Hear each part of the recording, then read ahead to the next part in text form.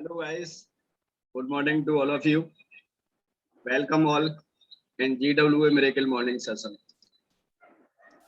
दोस्तों आज हम बहुत ही लकी हैं और आज का दिन भी हमारे लिए बहुत लकी है क्योंकि GWA के इस मिरेकल मॉर्निंग सेशन में दोस्तों हमारे बीच बहुत ही एक great personality mister Ritesh Rangari जी उपस्थित हैं।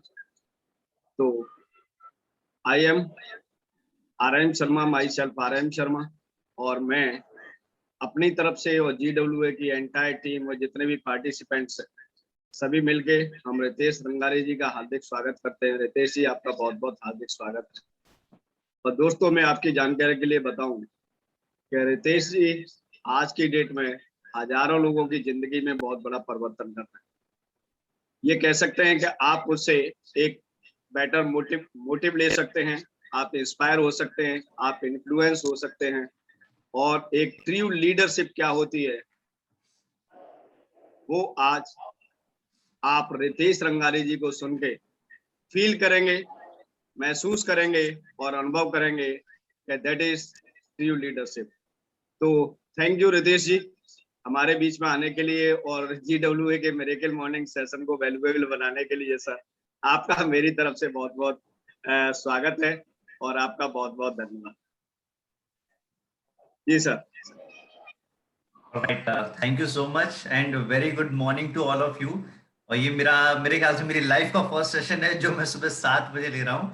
सो पहले तो बहुत बहुत धन्यवाद सर को कि आपने जो है मेरी लाइफ में एक अलार्म का काम किया है कि आपने बोला कि नहीं सुबह 7 बजे उठ के भी जो है वो काम करना बहुत ज्यादा जरूरी है। Thank you so much for that. और आज इतना बेहतरीन दिन है। मैंने मॉर्निंग्स देखी नहीं है बहुत ज्यादा। मैं बहुत ज्यादा रात में काम करने वाला व्यक्ति हूँ और मेरा शेड्यूल तो थोड़ा सा उस प्रकार का है। तो आज देखा तो बड़ा अच्छा लगा कि यार नहीं सुबह उठना भी बहुत बेहतरीन चीज होती है पर मिस कर जाते हैं इन चीजों को, राइट। सो आज जैसा कि सर ने बताया, सर ने बोला कि हम लोग कोई सेशन लिया जाए और सेशन लेने के बाद में सोचा जाए कि यार किस तरीके से जो है आप लोगों की लाइफ में कोई एक छोटी सी वैल्यू ऐड की जाए, राइट। तो हमने एक बहुत इंटरेस्टिंग टॉपिक जो है आप लोग सभी लोगों के लिए डिसाइड किया है, ऑलराइट। तो ये इस तरीके से जो मैं आज बताने वाला हूँ इस तरीके से इस वर्जन को आपने कहीं सुना नहीं होगा, कहीं देखा नहीं होगा। तो बहुत सारी चीजें आपको मिलने वाली हैं आज। सबसे पहले पेन पेपर लेके आप रेडी रहिएगा, राइट। और मैं मेरे बारे में जो नहीं जानते हैं मैं छोटा सा इंट्रोडक्शन अपने बारे में बता देता हूँ। मैं भोपाल का एक बेसिकली सीरियल एंटरप्रेन्योर हूँ। तो मेरे पास में मेरे मल्टीपल बिजनेसेस है। लास्ट 15 ईयर्स से 15 साल से मैं डिफरेंट बिजनेसेस में हूँ। बेसिकली मैं स्टार्टअप इंडस्ट्री से कनेक्टेड हूँ, ठीक है। तो 15 साल से लगातार बिजनेसेस करते आ रहा हूँ और पैरेलल जो है एटमी का बिजनेस भी जो है मैं बिल्ड कर रहा हूँ। अभी अगर हम लोग बात करें तो हमारी टीम लगभग सिर्फ चाइना और एक कंट्री और छोड़ के लगभग सारी कंट्रीज में जो है वो मौजूद है और बहुत तेजी से हम अपना बिजनेस स्केल कर रहे हैं, राइट। ऑलराइट। सो आज का टॉपिक हम लोगों ने जब सोचा था कि क्या आपको ऐसी चीज बताई जाए जिससे आपको एक्चुअल में समझ में आए कि डायरेक्ट सेलिंग में दिक्कतें कहां पर है और इन सारी दिक्कतों का सॉल्यूशन एटमी ने किस तरीके से निकाला हुआ, राइट। सो बहुत सारे लोग जो नेटवर्क मार्केटिंग का एक्सपर्ट हैं, जिन्होंने नेटवर्क मार्केटिंग में बहुत ज्यादा समय दिया हुआ है, तो उनको बहुत अच्छे से पता है कि यार हम लोगों ने ये उम्मीद की थी लेकिन कंपनी में ये चीजें नहीं निकली। हम ये एक्सपेक्ट कर रहे थे लेकिन कंपनी में ये सारी चीजें नहीं हुई, राइट। तो इन्हीं सब चीजों का सॉल्यूशन है ना जो है एटमी लेके आया हुआ है। तो मैं एक छोटा सा आपको एक उदाहरण से समझाने की कोशिश करता हूं। दुनिया में जितने भी प्रकार के बिजनेसेस हैं, ठीक है, नो मैटर वो प्रोडक्ट बेस्ड बिजनेस हो, सर्विस बेस्ड बिजनेस हो या कोई डिफरेंट टाइप की बिजनेस हो, मैक्सिमम तो पूरे 99% तो इन दो कैटेगरी में आ जाते हैं, या तो सर्विस बेस्ड होते हैं या प्रोडक्ट बेस्ड बिजनेस होते हैं, ठीक है। दोनों कैटेगरी के बिजनेस में सबसे बड़ी चीज जो होती है जब भी कोई एक एंटरप्रेन्योर स्टार्ट करता है या सोचना शुरू करता है कि यार बिजनेस मेरे को स्टार्ट करना है, तो वो क्या करता है, सबसे पहले प्रॉब्लम फाइंड आउट करता है, ठीक है। उसका पूरा फोकस क्या रहता है कि दुनिया की सबसे बड़ी प्रॉब्लम, अगर उसको लग रहा है कि उसको ग्लोबल वेंचर बनाना है, एक ग्लोबल बड़ी कंपनी बनानी है, तो वो ग्लोबल प्रॉब्लम पे फोकस करता है। अगर उसको लगता है कि उसको एक नेशनल कंपनी बनानी है तो वो नेशनल कंपनी पे फोकस करता है। अगर उसको लगता है कि यार लोकल मेरे को यहाँ पे कोई शॉप वगैरह डालना है, तो वो देखता है कि यहाँ लोकल जगह पे क्या प्रॉब्लम चल रही है तो उसका मैं सोल्यूशन निकालूं। तो माल बेचना बिजनेस नहीं होता है, प्रॉब्लम का सोल्यूशन देना, यूनिक वे में प्रॉब्लम का सोल्यूशन देना, वो जो होता है वो बिजनेस होता है, राइट? जैसे मैं आपको कुछ एग्जांपल से समझाने की कोशिश करता हूं तो थोड़ा आसान हो जाएगा आप लोगों के लिए समझना। आपने इलॉन मस्क का नाम सुना होगा, ठीक है? मैं आपको अब इंडिया के हिसाब से बताने की कोशिश करता हूँ। पेपल का नाम सुना होगा आपने, ठीक है? इनके जो फाउंडर है विजय शेखर शर्मा जी, इन्होंने उस समय पे ये प्रॉब्लम सोची कि यार इंडिया में चेंज का बहुत ज्यादा दिक्कत है, ठीक है? चेंज मतलब से हम लोग कहीं पे भी जाते हैं ऑटो में तो हमारे पास में बड़े नोट्स हैं, 1000 का उस टाइम पे 500,000 का नोट हुआ करता था, तो 500,000 का नोट है तो वो मेजर प्रॉब्लम है, क्योंकि अगर आप कहीं ऑटो से जा रहे हो, कहीं दुकान पे गए, आपकी बिलिंग जो है कुछ रुपए हुई है और उसके बाद में आपको चेंज देना है वापस, तो दिक्कत ये हो जाती थी कि इतना चेंज लाएगा कहाँ से? अगर हर व्यक्ति 500 का ही नोट देते रहेगा तो लाएगा कहाँ से? तो ये हो गई प्रॉब्लम, ठीक है? इसको सॉल्व कैसे किया पेटीएम ने? उसने बोला कि भाई चेंज आपको अकाउंट से जो है वो डिडक्ट हो जाएगा, सीधे सीधे आपको ट्रांसफर करना पड़ेगा, ठीक है? तो ये एक उन्होंने सोचा कि ये प्रॉब्लम होगा। अब शुरुआती समय में ये किसी को समझ ही नहीं आया कि चेंज बड़ी प्रॉब्लम है, ये भी समझ में नहीं आया, और चेंज का इतना बड़ा सोल्यूशन पेटीएम है ये भी समझ में नहीं आया। जब मजबूरी में हमारा पूरा इंडिया कैशलेस हो गया था तो उस टाइम पे पेटीएम एक्चुअल पोटेंशियल क्या है, पेटीएम कितनी बड़ी प्रभावशाली चीज है, वो हम सभी लोगों को समझ में आ गया, ठीक है? अभी ऐसा हो गया, आप पेट्रोल पंप जाओ, कहीं पे भी जाओ, आपको स्कैनर मिल जाएंगे पेटीएम के या फोन पे के या कोई भी यूपीआई के, तो आप यूपीआई से स्कैन कर सकते हो। और भी बहुत सारी प्रॉब्लम जो है यूपीआई से सॉल्व हुई। आपने कभी जिंदगी में नहीं सोचा होगा कि हम लोगों को 10 रुपए किसी को ट्रांसफर करना है तो हम लोग सिंपल मोबाइल नंबर से जो है वो पैसा ट्रांसफर कर रहे हैं, ठीक है? ये भी प्रॉब्लम थी। पहले प्रॉब्लम क्या थी कि बैंक में जाना है, लाइन पे लगना है, ये सब चीजें करनी है, और उसके बाद में आप बड़ा अमाउंट ही जो है वो इंटरनेट बैंकिंग से ट्रांसफर कर सकते थे। ये सबसे बड़ी प्रॉब्लम थी। तो उस प्रॉब्लम का सोल्यूशन किस तरीके से लेके आया? उन्होंने बोला कि भाई आप सिंपली मोबाइल से कनेक्टेड रहता ही है आपका बैंक, ठीक है? तो आप डायरेक्ट मोबाइल नंबर पे भेजोगे, इट मींस अगर वो कनेक्टेड है सर्वर से या बैंकिंग सिस्टम से तो ऑटोमेटिकली आपके अकाउंट में पैसा ट्रांसफर होगा, और अगर कनेक्टेड है उससे तो ऑटोमेटिकली आपके अकाउंट से पैसा डिडक्ट होगा। इसी तरीके से ओला आया, टैक्सी वाले सबसे बड़ा प्रॉब्लम के साथ में कि टैक्सी वाले मनमाना पैसा लेते थे, डिस्टेंस के हिसाब से कुछ भी जो है वो कर देते थे, कोई फिक्स उनका वो नहीं रहता था। आप रेलवे स्टेशन से अगर आपको घर आना है, आपने बोला कि यार मैं घर पहुंच गया और मेरे को जो है घर, अगर आप रात को आ रहे हो तो वो कम से कम 4 गुना चार्ज बता देंगे। अगर लेट से 200 रुपए आपको लगना है तो वो बता देंगे 800 रुपए लगेगा। क्यों? क्योंकि उनको समझ में आ रहा है कि रात में जा रहे हो, इमरजेंसी एंड ऑल सारी चीजों के कारण। ओला उबर ने ये प्रॉब्लम जो है वो पूरा का पूरा खत्म कर दिया, बराबर है? तो अनलिमिटेड ऐसे मैं एग्जांपल दे सकता हूँ, एक दो नहीं, मैं एग्जांपल देता रहूंगा ना तो मेरे को शायद पूरा महीना भी लग जाएगा, फिर भी वो जो है वो एग्जांपल्स खत्म नहीं होंगे, इतने सारे एग्जांपल्स हैं। तो मैं ओवरऑल उदाहरण से क्या समझाना चाहता हूँ कि दुनिया के सारे बड़े एंटरप्रेन्योर्स ने एक काम किया है, प्रॉब्लम फाइंड आउट करी, उस प्रॉब्लम का यूनिक सोल्यूशन निकाला है, ठीक है? लेकिन ये काम अगर हम लोग डायरेक्ट सेलिंग इंडस्ट्री के हिसाब से बात करें, तो अगर हम लोग जो टॉपिक है आज का टॉपिक के हिसाब से बात समझने की कोशिश करें कि इंडिया में मेजर प्रॉब्लम ये है कि मेरे पॉइंट ऑफ व्यू से मेजर प्रॉब्लम इंडिया में ये है कि बहुत सारे लोगों को पता ही नहीं है कि प्रॉब्लम क्या है।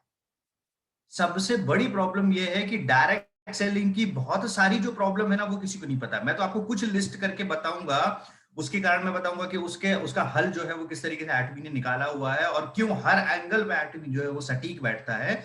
लेकिन अगर आप क्वेश्चन करने की कोशिश करोगे ना, जो कंपनियां लगातार इंडिया में ओपन होती है डायरेक्ट सेलिंग की और लगातार बंद होती रहती है, मेरी भी कंपनी की 2010 में, मैंने भी सिमिलर गलती की थी। तो ये कारण क्या है, ये कारण आपको बहुत आसानी से समझ में आ जाएगा आज के सेशन से, राइट? ठीक है? तो सबसे पहला प्रॉब्लम जो मैंने बताया, पेन पेपर लेके बैठिएगा, सबसे पहला प्रॉब्लम जो मैंने बताया वो है प्रॉब्लम ही आइडेंटिफाई नहीं कर पाए हैं ये मैक्सिमम कंपनीज के ऑनर, मैक्सिमम कंपनीज के मैनेजमेंट की प्रॉब्लम क्या है। जब तक आप प्रॉब्लम ही आइडेंटिफाई नहीं कर पाओगे तब तक आप सोल्यूशन बना ही नहीं सकते हो, ठीक है? कोई सोल्यूशन नहीं बना सकते हो। अगर समझ में आता है, जैसे एक एग्जांपल मैं और एक छोटा सा, ये तो मैंने आपको टेक्निकल तरीके से समझाया, मैं एक जनरल तरीके से समझाता हूँ। जब कार बनी होगी ना, तो कार में जब कार का मॉडल किसी ने सोचा होगा जिंदगी में पहली बार कि यार कार नाम की भी कोई चीज होनी चाहिए, तो उसने उसका प्रोटोटाइप बनाया होगा। प्रोटोटाइप मतलब से उसका पहला ड्राफ्ट जो बना होगा वो ये होगा कि 4 चक्के वाली कोई चीज होनी चाहिए जो एक जगह से दूसरी जगह पे जा सके, ठीक है? और उसमें ज्यादा लोड लेके लोगों को बिठाया जा सके, ये बेसिक रिक्वायरमेंट होगा, ठीक है? अब लोगों ने बनाया, फिर समझ में आया अरे यार सामने से तो बहुत ज्यादा धूल आ रही है, तो उसको शेड भी चाहिए, तो उसको कवर कर दिया, फिर शेड लगा दिया, फिर ग्लास लगाया। उसके पहले शायद से किसी ने ग्लास का नहीं सोचा होगा। ग्लास लगा दिया, बारिश में निकले होंगे, जब पानी आने लगा होगा तो उनको समझ में आया होगा अरे यार ये कांच में बहुत ज्यादा पानी आ रहा है, तो हम लोग ड्राइव नहीं कर सकते, लॉन्ग बहुत दूर डिस्टेंस तक ड्राइव नहीं कर सकते हैं, तो फिर वाइपर का आइडिया आया होगा। ऐसे स्टेप बाय स्टेप एक एक चीजें करके कि भाई एक्सीलेटर भी होना चाहिए, ये भी होना चाहिए, कंट्रोलिंग भी होनी चाहिए, गियर्स भी होने चाहिए, ठीक है। और जितने भी आप बोल सकते हैं कि कांच अप डाउन जो होता है हमारे डोर्स का, लेफ्ट एंड राइट में जो उसके डोर्स होते हैं, ये सब चीजें होनी चाहिए। ये सब प्रॉब्लम्स हैं।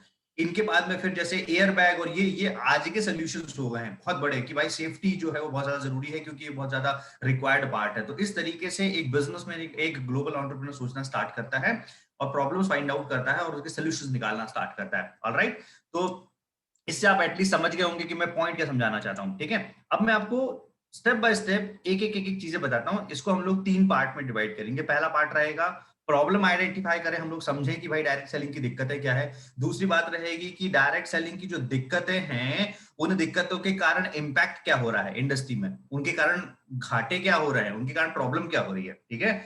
तीसरा सबसे बड़ा जो चीज है हम लोग बात करेंगे कि एटमी ने इनका क्या सोल्यूशन दिया हुआ है। ऑलराइट, तो स्टार्ट करते हैं। सबसे पहला जो प्रॉब्लम है जो मुझे समझ में आता है मार्केट का, ठीक है। मैं 10 साल के बाद में नेटवर्क मार्केटिंग स्टार्ट किया, और इसके बीच में हमारे पास में मल्टीपल कंपनीज आई, मल्टीपल कंपनीज ने अप्रोच किया, मल्टीपल कंपनीज ने डिफरेंट डिफरेंट मॉडल बताया, अलग अलग तरीकों से अप्रोच किया, लेकिन कभी किसी कंपनीज में नहीं गया। और मेरे ख्याल से बहुत सारे ऐसे लीडर्स होंगे जिनके पास में ये सेम अप्रोचेस हर दिन आती रहती होगी, राइट। तो हमारी लाइफ का ये डेली हिस्सा बन चुका है। लेकिन उसके बाद में हम लोग एटमी को क्यों लेके जो है स्टेबल हुए, सबसे बड़ा रीजन है इट्स कॉल्ड स्टेबिलिटी, ठीक है। स्टेबिलिटी क्या है? स्टेबिलिटी एक ऐसी चीज है जो आइदर बहुत सारे नेटवर्क मार्केटर्स समझ नहीं पाए हैं, दूसरी चीज समझना नहीं चाहते हैं, तीसरी चीज ऐसा हो सकता है कि उन्होंने वो प्रॉब्लम फेस करी है पिछली कंपनी में, लेकिन फिर भी वो मूव ऑन नहीं कर पा रहे हैं। ये 2-3 ही कारण हो सकते हैं। तो स्टेबिलिटी मतलब सबसे ज्यादा जरूरी है कंपनी का स्टेबल होना। हम लोग तो स्टेबल हो जाएंगे, है ना, अगर हमने XYZ कोई कंपनी में काम किया हुआ है, या हम लोग फ्रेशर भी हैं, दोनों केसेस में हम लोग किसी भी तरीके से अपना नेटवर्क क्रिएट कर लेंगे, हमें पता है। और कोई सभी कॉमन रणनीति ही है, कोई कोई बहुत ज्यादा इनोवेटिव तरीके से कोई अलग निकाल के नहीं आया, सब जगह पे एक कॉमन तरीका ही है लगभग, राइट। तो नेटवर्क बना लिया जाएगा। सबसे ज्यादा जरूरी भाग क्या हो गया अभी? कंपनी की स्टेबिलिटी। कंपनी नहीं टिकती है, ठीक है। और अगर आप डेटा खंगालोगे पिछले साल का और उसके पिछले साल का, गूगल करना कि स्टार्टअप कंपनीज जो है वो कितनी कोलैप्स होती हैं, तो आपको पता चलेगा कि मान लीजिए कि 50,000 कंपनीज अगर साल की निकल रही हैं, तो 50,000 कंपनीज में हार्डली 5% कंपनी जो है निकलती है। अगर आपने एक प्रोग्राम या एक सेमिनार सुना होगा, तो उसमें एमडी सर ने, हमारे जो इंडिया के एटम इंडिया के एमडी सर हैं, उन्होंने बताया हुआ था एक डेटा, जिसमें बताया हुआ था कि कुछ इतनी इतनी कंपनी जो है इंडिया में लॉन्च हुई थी, और वो फिल्टर करते हुए फाइनली उन्होंने बोला था कि सिर्फ एक ही कंपनी उसमें से ऐसी है, एक या दो कंपनी ऐसी है जो सारे रूल सारे रेगुलेशंस के हिसाब से ढंग से काम कर रही है, ठीक है। तो इतना ज्यादा शॉर्टेज है। और ये इसका मेजर रीजन मैं क्या मानता हूं, इसका मेजर रीजन मैं मानता हूं वो है लोगों का रिसर्च ना करना। किसी का माइक अनम्यूट है शायद।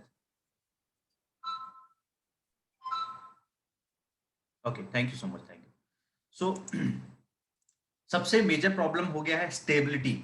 अब जो नेटवर्कर्स है ना, ये लोग सालों से काम करते आ रहे हैं, ठीक है। और ऐसा नहीं बोलूंगा कि सारी कंपनी में प्रॉब्लम है, कुछ ढंग की कुछ कंपनीज हैं मार्केट में जिसमें लोग काम कर रहे हैं, बहुत अच्छे से टिके हुए हैं, बहुत अच्छे से सर्वाइव कर रहे हैं और बहुत अच्छा पैसा बना रहे हैं। लेकिन प्रॉब्लम हो गई स्टेबिलिटी की, तो ऐसा हो जाता है हर बार एक नई कंपनी नए प्रपोजल के साथ में आती है, ठीक है, बड़े बड़े प्रपोजल, बड़े बड़े लुभावने वादों के साथ में आती है, इमीडिएट कोलैप्स कर जाती है। जितनी तेजी से कोई कंपनी पैसा डिस्ट्रीब्यूट करती है, अगर आप मिस्टर हेंगल पार्क सर का लेक्चर समझेंगे, तो उतनी तेजी से ही कंपनी कोलैप्स भी करती है। तो इसलिए एटमी में बात की जाती है स्टेबल मनी मेकिंग की, कंसिस्टेंट मनी मेकिंग की, लॉन्ग टर्म मनी मेकिंग की। हो सकता है ये बाकी कंपनीज की कंपैरिजन में स्लो हो, ठीक है, लेकिन वो जरूरी है। और इसी तरीके से आप कोई भी ऑर्गेनाइजेशन को नेक्स्ट 100 ईयर्स तक प्लान कर सकते हो, इसके पहले पॉसिबल नहीं है। अगर आप एग्रेसिव मनी मेकिंग कोई भी काम कर रहे हो, तो वो एग्रेसिव कोलैप्स होने के चांसेस है, उसके उतने ही तेजी से शट डाउन होने के चांसेस है, उतने उसकी तेजी से बैंकरप्ट होने के चांसेस है, राइट। तो ये हो गया नंबर 1 सबसे बड़ा इंडस्ट्री का प्रॉब्लम। जिस इंडस्ट्री का सबसे बड़ा प्रॉब्लम है, उसका इंपैक्ट भी मैंने समझा दिया है कि इंपैक्ट ऐसा हो गया है कि डायरेक्ट सेलर फेड अप है, फ्रस्ट्रेटेड है। वो इतने सारे ऑर्गेनाइजेशन में आइडेंटिफाई कर पा रहा है कौन सा सही है कौन सा गलत है, ठीक है। अब ये आइडेंटिफाई नहीं कर पा रहा है तो उसके चक्कर में दिक्कत उसको ये हो रही है कि इतनी सारी कंपनीज में उसको बहुत डिटेल में रिसर्च करना पड़ता है, सबको प्रॉपर तरीके से सुनना पड़ता है, और बहुत कुछ सिलेक्टेड लोग रहते हैं जो इतना डिटेल रिसर्च कर पाते हैं और ढंग की कंपनी में जो है आ जाते हैं। और सेकंड आता है ना, वो कंप्लीटली लक का है। ये अगर ढंग से लकी अगर व्यक्ति है और उसके पास में आईटीमी जैसी कोई कंपनी पहुंच गई है तो डेफिनेटली उसके फेवर में जो है उस बात चली जाएगी, राइट। सेकंड सबसे बड़ा प्रॉब्लम, ये पूरी इंडस्ट्री जो है वो मैनिपुलेटेड है लीडर्स के थ्रू। पूरी इंडस्ट्री मैनिपुलेटेड है लीडर्स के थ्रू। अब लीडर्स का मेरा कहने का मतलब क्या है कि ये इंडस्ट्री फिक्सिंग पे चलती है, ठीक है। कुछ हर इंडस्ट्री के कुछ ऐसे बहुत कड़वे सच होते हैं, तो मान सकते हो कि आप जो है डायरेक्ट सेलिंग में भी कुछ ऐसे चीजें हैं। तो यहाँ पे फिक्सिंग चलती है लीडर्स की। फिक्सिंग लीडर्स की क्या होती है कि प्रायोरिटी के हिसाब से उनको उनकी पोजीशन ऑफर की जाती है, पैकेजेस ऑफर किए जाते हैं, कुछ अलग अलग चीजें जो ही दी जाती है, डील्स होती है, प्रॉपर एग्रीमेंट्स होते हैं उसके बाद में। तो इसके कारण क्या हो जाता है, जो इक्वल अपॉर्चुनिटी होती है, हम लोग बोलते हैं डायरेक्ट सेलिंग इक्वल अपॉर्चुनिटी है, इसमें हर व्यक्ति सक्सेसफुल हो जाता है, लेकिन कुछ कंपनीज की वजह से ये इक्वल अपॉर्चुनिटी वाला भाग हो ही नहीं पाता है, और ये बहुत बड़ा प्रॉब्लम है, ठीक है। अब अगर आपको प्रॉब्लम्स लिस्ट आउट करने हैं तो सारे प्रॉब्लम्स पे आपको डिटेल में काम करना पड़ेगा। तो ये प्रॉब्लम है, तो जिसको समझ में आएगा ये प्रॉब्लम, उस प्रॉब्लम पे काम करेगा। और किसने काम किया इसका इम्पैक्ट तो आपको समझाने की जरूरत ही नहीं, आपको पता है कि इसके कारण से ऐसा हो जाएगा कि एक आम व्यक्ति जिसने अभी शुरुआत किया हो ना, वो शायद से ऐसा हो जाएगा कि वो कभी किसी लीडर के ऊपर आईडी लगा ही नहीं पाएगा या पहुंच ही नहीं पाएगा। इस गलत फिक्सिंग की वजह से, लीडर्स की ऑफरिंग की वजह से, कंपनी मैनेजमेंट और जो लीडर्स के बीच में जो भी क्लियर ये चीजें होती है। और ये इस प्रकार के ऑफर्स आपने देखा भी होगा कि कंपनी की तरफ में भी आए थे, लेकिन उन्होंने इस तरीके से एंटरटेन नहीं किया क्योंकि एटमी इस तरीके से काम नहीं करती है। तो ये हो गया एटमी के थ्रू सोल्यूशन। एटमी बात करती है इक्वल अपॉर्चुनिटी की। एटमी बात करती है कि सभी लोगों के लिए हमको इक्वल अपॉर्चुनिटी देनी चाहिए, ठीक है। नो मैटर कौन किस रैंक का लीडर है, उसने पिछले समय में क्या काम किया है, कैसा काम किया है, अगर वो एटमी पे आ रहा है तो वो पहले दिन से जीरो से शुरुआत करेगा, ठीक है। This is how Atomy operates. इस तरीके से जो है वो एटमी काम करता है, राइट। ये हो गया सेकंड सबसे बड़ा प्रॉब्लम। तीसरा सबसे बड़ा प्रॉब्लम है लाइन स्नैचिंग का, ठीक है। लाइन स्नैचिंग का मतलब ऐसा है, एक की टीम दूसरी टीम में लेके जाना, और एक दूसरी कंपनी में जाना, ये एक ऑब्वियस चीज है। अगर व्यक्ति सेटिस्फाइड नहीं है, मैक्सिमम इसमें से लोग तो डिसीजन इस तरीके से ले लेते हैं क्योंकि उन्हें ही नहीं पता होता है कि उनकी डिसीजन टेकिंग सही है या नहीं, ठीक है। और जब तक आप ही श्योर नहीं होगे कि आपका डिसीजन कितना सही है नहीं है, तो फिर आप अपनी टीम को लेके कोई भी डिसीजन नहीं ले सकते हो, राइट। तो लाइन स्नैचिंग की जो मैं बात कर रहा हूं वो है, एक ही कंपनी में एक टीम जो है वो एक अपने जो है स्पॉन्सर से सेटिस्फाइड नहीं है और उसने स्विच कर लिया। एक चीज और है इसमें, मैंने ऐड अभी इसी टाइम पे ऐड कर देता हूं, वो है मल्टीपल आईडीज का काम। मतलब रितेश अंगारे के नाम से ही आप 50 आईडी लगा के बैठ जाओ, ठीक है। क्यों? क्योंकि उनका मानना है कि जितनी आईडीज लगाओगे उतना पैसा बनाओगे, जबकि एटमी का मानना है कि one ID is more than sufficient, जो आपको डिसेंट इनफ पैसा बना के दे सकती है। और यही पैटर्न होना चाहिए ताकि आप ग्लोबल बिजनेस कर सको, क्योंकि आपकी आइडेंटिटी अकेली है। रितेश अंगारे 50 नहीं हो सकते हैं, यहाँ पे हमारे साथ में शर्मा सर हैं, वो 50 नहीं हो सकते हैं। जो शर्मा सर की आइडेंटिटी है, जो उनके आईडी प्रूफ्स लगे हुए हैं, और जो हमारी आइडेंटिटी वो हर किसी की इंडिविजुअल है, राइट। तो एक व्यक्ति का एक ही आईडी होना चाहिए, लेकिन बाकी की कंपनीज में ये काम नहीं करता। लाइन स्नैचिंग कॉमन चीज हो गई है, मतलब किसी ने स्टार्ट किया, दूसरा व्यक्ति उसको बोल देता है अरे आपके पास में ये चीजें हैं, हम लोग आपको ये चीजें दे देंगे, ठीक है। एक नया व्यक्ति जो आया हुआ रहता है सिस्टम में, 4 दिन यहाँ काम करता है, इसके पहले कि वो अंडरस्टैंड करे सिस्टम क्या रहता है, और इसके पहले कि वो समझ पाए कि भाई यहाँ से मैं कितना लॉन्ग टर्म जाने वाला हूँ, क्या होने वाला है, ये सारी समझ तो दूर की बात हो जाती है, पहले ही वो डिसाइड कर लेता है कि ओके मेरे को स्विच करके दूसरी टीम में जाना है, ठीक है। ये poor decision, poor leadership, poor decision taking, इन सारी चीजों के चक्कर में होता है। लाइन स्नैचिंग बिगेस्ट प्रॉब्लम है, जिसके कारण जो है लॉन्ग टर्म कोई भी बिजनेसेस या लॉन्ग टर्म कोई भी कंपनीज जो है वो जा ही नहीं पा रही, सब खींचतानी चल रही है। हर कोई व्यक्ति, आईटीबी में ये हो ही नहीं सकता है, ठीक है। आप किसी तरीके से कर लो, ये हो ही नहीं सकता है, एक्टिव में अलाउड ही नहीं है। अगर ऐसा कहीं पे सुना जाता है इस तरीके से, एक तो अलाउड ही नहीं है, क्यों, और हो भी टेक्निकली क्यों नहीं हो सकता है, क्योंकि पैन कार्ड का जो हमारा जो नंबर है उसके थ्रू गवर्नमेंट डेटा जो कनेक्टेड है, गवर्नमेंट सर्वर जो कनेक्टेड है, उसके थ्रू हमारा डेटा फैच होता है। उससे हमारी आईडी जनरेट हो रही है। इसका मतलब हम मेरा नाम का एक ही पैन कार्ड होगा और उसके थ्रू एक ही जो है आईडी जनरेट हो सकती है। ऐसा नहीं है कि रितेश नंगारे के नाम से मल्टीपल आईडीज जो है वो जनरेट हो गई है, राइट। तो अगर मेरी आईडी एक जगह लग गई है और मैंने अपना स्पाउस एक जगह पर डाल दिया है, तो ना मैं ना मेरा स्पाउस दूसरी पे दोबारा रजिस्टर्ड हो सकता है। तो इस तरीके से जो है वो एटमी ऑपरेट करता है, राइट। और ये हो गया प्रॉब्लम। इसके बाद में तीसरा अगला सबसे बड़ा जो प्रॉब्लम है अगला सबसे बड़ा जो प्रॉब्लम है, इट्स कॉल्ड फेक मार्केटिंग। आपने देखा होगा, ठीक है। हर आए गए दिन BMW दिखाना, ऑडी दिखाना, बहुत ज्यादा झांकी दिखाना, बहुत ज्यादा ओवर शो ऑफ करना, ठीक है। This is called fake marketing. ये कभी काम एटमी में नहीं होता। मैं ऑब्जर्वेशन का आपको एक तरीका समझाता हूँ। आपने एटमी में इंपीरियल मास्टर्स जो है वो भी बहुत बड़ा इनकम बना रहे हैं, 70 लाख से 1 करोड़ रुपए महीना, इनफैक्ट इससे ज्यादा बना रहे हैं। हमारे जो इंपीरियल मास्टर्स हैं, लास्ट टाइम पे शायद मैंने कोई 4th या 3rd इंपीरियल मास्टर के बारे में सुना था, तो he is making around 1.5 crore, और उन्होंने बोला था कि अगले आने वाले टाइम पे मैं शायद से 2 करोड़ रुपए तक भी टच कर जाऊंगा। डिपेंड करता है आप अपनी टीम को किस तरीके से जो है ऑपरेट कर रहे हैं, तो उसके हिसाब से आपकी इनकम जो है पहुंचती है। अब आप एक चीज ऑब्जर्व कीजिएगा, इस लेवल के बाद में भी इंपीरियल मास्टर्स या फिर जो भी टॉप ये है लीडरशिप जो है ना पूरे एटमी ग्लोबल की, वो कभी शो ऑफ नहीं करती है, कभी नहीं करती है। आपको सेमिनार प्रोग्राम में वो पैटर्न नहीं मिलेगा जैसे यहाँ पे दिखा जाता है कि ऑडी BMW पे पहले फोकस किया जाए, उसके बाद में लीडर पे बाद में फोकस किया जाए। ऐसा होता ही नहीं है, ठीक है। एजुकेशन, बेसिक एजुकेशन दिया जाता है, उस तरीके से जो है वो प्रमोट किया जाता है, राइट। तो फेक मार्केटिंग अब इतना ज्यादा इसका हुआ बनाया हुआ है, तो उसके कारण से प्रॉब्लम ये हो जाता है कि एक आम व्यक्ति उसको लेके ज्यादा तेजी से अट्रैक्ट होता है, ठीक है। वो फिर ऐसा रहता है कि एजुकेशन, ये सारी चीजों को हम लोगों का काम बेसिकली एटमी पे काम बढ़ क्यों जाता है, बढ़ क्यों जाती है, क्योंकि हमको अवेयरनेस भी स्प्रेड करनी है, हमको लोगों को जागरूक भी करना है, हमको समझाना है कि यार ये सही चीज है, ये गलत चीज है। उसके बाद में पहले समझ लो, अच्छे से डिटेल में समझ लो, उसके बाद में आप डिसीजन लेना आपके ऊपर है। फिर तो वो इंडिविजुअल चॉइसेस है। अगर उसको लगता है कि यार इस तरीके की शॉर्ट मनी मेकिंग पे जाना चाहिए तो वो फ्री है, लेकिन अगर उसको समझाया जाए तो ये बेस्ट है, ये सही तरीका है, राइट। ये हो गया फेक मार्केटिंग वाला पार्ट। इसके बाद में अगला प्रॉब्लम पे आते हैं, it's called non e commerce model, ठीक है। Non e commerce model biggest problem है इंडस्ट्री का, ठीक है। Biggest problem non e commerce model मतलब से लोग आज के समय पे भी नॉन ई कॉमर्स से, मैं आपको प्रॉब्लम कैसे है वो एक्सप्लेन करने की कोशिश करता हूँ। नॉन ई कॉमर्स मॉडल के कारण अगर प्रोडक्ट की अवेलेबिलिटी हर जगह पे हो गई है, लेट से कि कॉस्मेटिक की दुकान पे भी प्रोडक्ट अवेलेबल है, जो कि जनरली आपने दूसरी डायरेक्ट सेलिंग कंपनीज में देखा होगा। आप बोल सकते हैं कि ये इसकी दुकान पे भी अवेलेबल है, मेडिकल की दुकान पे भी अवेलेबल है। एटमी में आप इस तरीके से ओपन डिस्प्ले या फिर दुकानों में नहीं रख सकते प्रोडक्ट, राइट। इसका प्रॉब्लम समझिए, ये कितना बड़ा प्रॉब्लम है।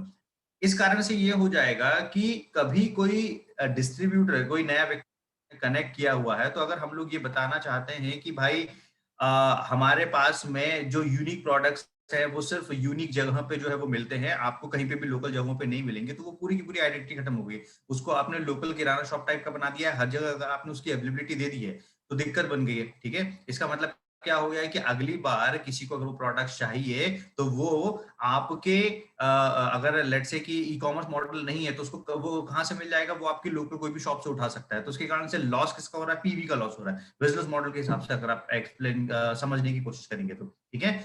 अब यही चीज अगर एटमी में होती है, किसी ने एक प्रोडक्ट परचेस किया हुआ है, अगली बार उसको दोबारा प्रोडक्ट चाहिए, तो उसके पास में कोई ऑप्शन नहीं है, उसको ई कॉमर्स से ही, मतलब एटमी इंडिया के मॉल से ही परचेस करनी पड़ेगी। अब एटमी इंडिया के मॉल से परचेस कर रहे हैं तो बेनिफिट क्या हो रहा है, रीपरचेज आपके साथ में लगातार हो रहा है, और वो चीजें कहीं दूसरी जगह पे अवेलेबल है ही नहीं, ठीक है। जैसे बाकी हम लोग एक प्रॉब्लम पे और आएंगे, जैसे बाकी लोगों ने फ्रेंचाइजी मार्ट ये सब चीजें ओपन कर दी है, तो उसके कारण से जो है उनको बहुत इजी अवेलेबिलिटी मिल रही है हर जगह पे, ठीक है। लेकिन उसके कारण से ऐसा हो रहा है कि जो डिस्ट्रीब्यूटर किसी दूसरी जगह पे था, उसने आसानी के चक्कर में किसी और जगह से सामान उठा लिया, तो उसका बेनिफिट उस पर्टिकुलर टीम को नहीं मिल रहा है। ये तो लॉस का सौदा हो गया ना, ये घाटे का सौदा हो गया ना, राइट। ये बिगेस्ट प्रॉब्लम है। इसके बाद में नॉन ई कॉमर्स का मतलब ये हो गया है कि इसके नॉन ई कॉमर्स होने के कारण एक ब्रांड जो है वो पिन कोड के बाहर नहीं निकल पा रहा। पिन कोड मतलब से भोपाल का एक सर्टेन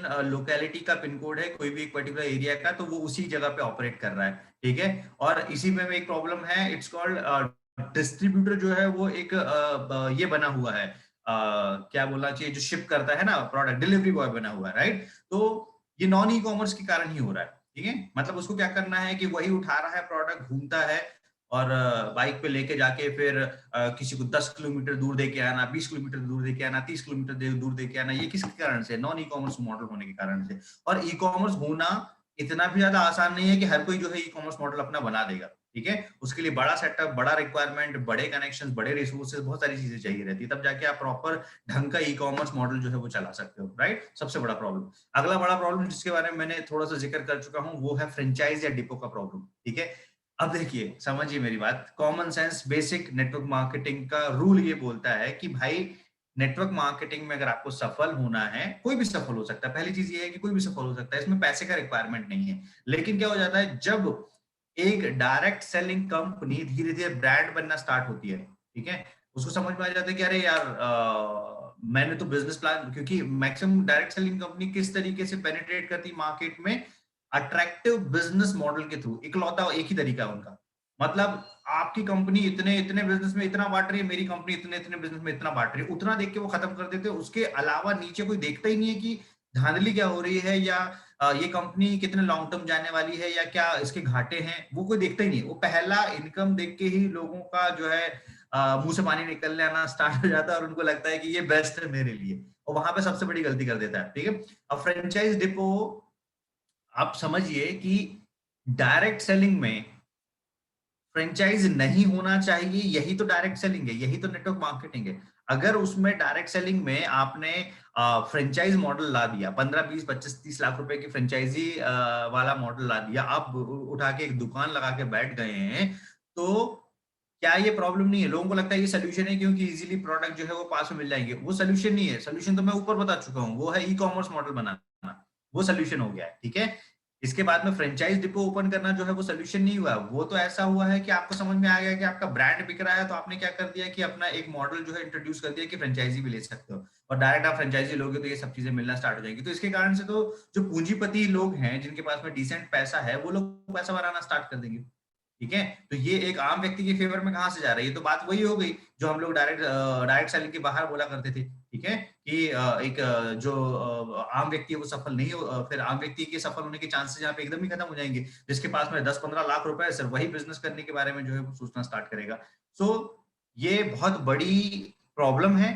इस प्रॉब्लम का इम्पैक्ट मैं आपको समझा चुका हूँ। इस प्रॉब्लम का इम्पैक्ट ये हो जाएगा कि वो फ्रेंचाइज मॉडल पे चला जाएगा, वो डिस्ट्रीब्यूशनशिप मॉडल पे चला जाएगा, डायरेक्ट उठा के प्रोडक्ट डंप करने वाला काम हो जाएगा, बल्क होलसेलिंग जो है वो परचेस करना स्टार्ट हो जाएगा, और इसी तरीके से बाकी क्योंकि उससे कंपनी का तो फायदा हो रहा है, ये तो श्योर है, ठीक है? लेकिन वो प्योर नेटवर्क मार्केटिंग का मॉडल है ही नहीं, ठीक है? अगला प्रॉब्लम है जीरो इन्वेस्टमेंट इन प्रोडक्ट रिसर्च, ठीक है? लोग, स्पेशली इंडिया की बात करता हूं मैं, बाकी कंट्रीज में तो डेफिनेटली रिसर्च को अहमियत दी जाती है, लोग यहाँ पे प्रोडक्ट रिसर्च पे कोई इन्वेस्टमेंट नहीं करते हैं, या रेयरेस्ट इन्वेस्टमेंट करते हैं, बहुत कम ज्यादा। आप, ये मेरा मेरा कहना नहीं है, आप गूगल पे सर्च कीजिएगा कि वर्ल्ड के टॉप जो ये है रिसर्चर्स हैं, वर्ल्ड के टॉप रिसर्चर्स मतलब से किस कंट्री में बेस्ट रिसर्च होता है, ठीक है? तो आपको पता चल जाएगा कि नंबर 1 जो कंट्री का नाम आता है वो कोरिया है, ऑलराइट? तो इस तरीके से इंडिया में एमएलएम में स्पेशली जितनी भी कंपनीज काम करती हैं, तो ये लोग कभी भी प्रोडक्ट रिसर्च पे पैसा खर्च नहीं कर रहे। ये सीधा सीधा उठा के क्या कर देते हैं, मार्केट में डमी प्रोडक्ट रिलीज कर देते हैं। डमी प्रोडक्ट कहने का मतलब है कि भाई एक एग्जांपल के लिए मेरे सामने जैसे एक प्रोडक्ट रखा हुआ है कि एक वेसलीन का बॉटल है, ठीक है? अब उनको पता है कि ये मार्केट की डिमांड है उदाहरण के लिए, ठीक है? अब ये लोग क्या करेंगे, उठाएंगे उस पर्टिकुलर प्रोडक्ट को, पलटेंगे, उसमें देखेंगे ओके ओके ओके ये पर्टिकुलर इंग्रेडिएंट्स है, इंग्रेडिएंट्स के हिसाब से ये एमआरपी है, इतनी क्वांटिटी है, ये सारी चीजें हैं, तो उसका डमी प्रोडक्ट एकदम डिक्टो उसका जेरोक्स प्रोडक्ट जो है मार्केट में निकाल दिया, उससे थोड़े से कम रेट पे। ये बिक रहा है 100 रुपए का, उन्होंने निकाल दिया 99 रुपए का, और अपने आप को बोलना स्टार्ट कर देते हैं कि हम सस्ते हम सस्ते हम सस्ते। सस्ता होना इज नॉट द सोल्यूशन। सस्ता तो फिर ऐसा है कि सस्ते का मतलब सस्ता होना सबसे आसान चीज है। मैं आपको ये बोलना चाहूंगा, आसान चीज है मतलब सस्ता कर दो, मार्केट में उतर जाओ, सबसे आसान चीज है। लेकिन कब तक सस्ता रखोगे आप? बेटर है कि क्वालिटी पे आप बात करना स्टार्ट करो। अगर क्वालिटी पे बात करना स्टार्ट करोगे तो ऑटोमेटिकली आपको जो है मेहनत करनी पड़ेगी। सस्ता इज शॉर्टकट, सस्ता शॉर्टकट हुआ ना, क्यों? कम रिसोर्स, कोई रिसर्च नहीं, कोई वो नहीं है, उठा के कॉपी प्रोडक्ट करना। इसके इनफैक्ट जो इंग्रेडिएंट्स भी यूज कर रहे हैं वो लोकल और ऐसे होंगे जिनकी कोई भी रिजल्ट्स नहीं निकलेंगे। तो सस्ता सस्ता सबसे बड़ी प्रॉब्लम है, ठीक है। सस्ता जो है वो कभी बेस्ट नहीं हो सकता और बेस्ट जो है वो कभी सस्ता नहीं होता। ये एक्चुअल में true है। अगर आप इसको दुनिया के सारे फील्ड में जो है अप्लाई करके देखेंगे तो आपको एक्चुअल में पता चलेगा कि इसी तरीके से जो है वो इंडस्ट्री ड्राइव होती है। ऑलराइट, सो इन्वेस्टमेंट बिल्कुल भी नहीं किया जाता प्रोडक्ट रिसर्च पे। प्रोडक्ट रिसर्च पे इन्वेस्टमेंट नहीं किया जाएगा कि प्रोडक्ट जो फाइनली मिलेगा वो आपको क्या मिलेगा, घटिया क्वालिटी का प्रोडक्ट मिलेगा, क्योंकि रिसर्च पे मेहनत ही नहीं की गई। एक एटमी के हिसाब से समझने की कोशिश करो। अब सोल्यूशन बाय एटमी की हम लोग बात करते हैं, एक प्रोडक्ट हमारा हीमोहिम, ठीक है, उस प्रोडक्ट को रिसर्च के लिए लगभग 8.5 साल लगा। कौन सी कंपनी इतना समय देती है एक सही प्रोडक्ट आइडेंटिफाई करने की प्रोसेस में? प्रोडक्ट निकाल बड़ी बात नहीं है, प्रोडक्ट आप भी निकाल सकते हैं। मैं आपको ऐसे हजारों तरीके बता दूंगा जिसमें आप खुद अपनी कंपनी खोल के बिजनेस स्टार्ट कर सकते हो, लेकिन क्या वो लॉन्ग टर्म सस्टेन करेगी? नहीं करेगी, कोई पॉसिबिलिटी नहीं है। यही मार्केट में अक्सर मैक्सिमम लोग करते हैं, ठीक है। मैक्सिमम जो डायरेक्ट सेलिंग के ऑनर्स हैं ये इस तरीके से ही काम करते हैं, ठीक है।